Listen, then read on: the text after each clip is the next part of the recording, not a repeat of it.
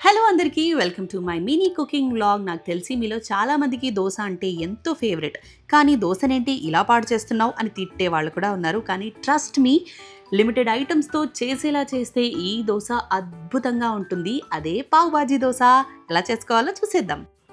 ఇనుప పెనాన్ని నూనె గుడ్డతో బాగా తుడుచుకోవాలి. అప్పుడే దోశలు పెనానికి అతుక్కోకుండా బాగా రోస్ట్ అయి వస్తాయి. దాని తర్వాత దోశ పిండి వేసుకోవాలి. కొంచెం మందంగానే పోసుకోవాలి. దాని తర్వాత దాని మీదే సన్నగా కట్ చేసుకున్న క్యాప్సికమ్, సన్నగా కట్ చేసుకున్న టమాటాలు, సన్నగా కట్ చేసుకున్న ఉల్లిపాయలు, కొంచెం కొబ్బరి పచ్చడి, ఉప్పు, కారం, దాని తర్వాత మెయిన్ ఇంగ్రీడియంట్ పావ్ భాజీ మసాలా కొంచెం వేసుకున్న తర్వాత దీని మీదే టమాటో కెచప్, కొంచెం చిల్లీ సాస్ వేసుకొని, మీకు ఇష్టమైతే మీరు నెయ్యిని ఇష్టపడితే నెయ్యి కూడా వేసుకొని ఫుల్గా స్ప్రెడ్ చేయాలి ఈ మిశ్రమం అంతా కూడా.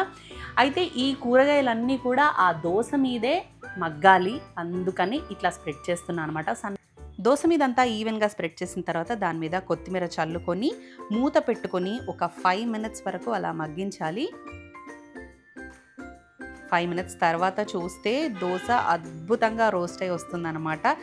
మామూలుగా లేదు, నిజంగా టేస్ట్ అయితే అద్దిరిపోయింది. సో మీ ఇంట్లో మీరు కూడా ట్రై చేసి మీ ఇంట్లో వాళ్ళకి పెట్టి వాళ్ళు ఏమన్నారో కమెంట్ చేసి నాకు చెప్పండి. అండ్ అలాగే మీకు ఈ వీడియో నచ్చితే లైక్, షేర్ అండ్ సబ్స్క్రైబ్ చేయండి. బాయ్.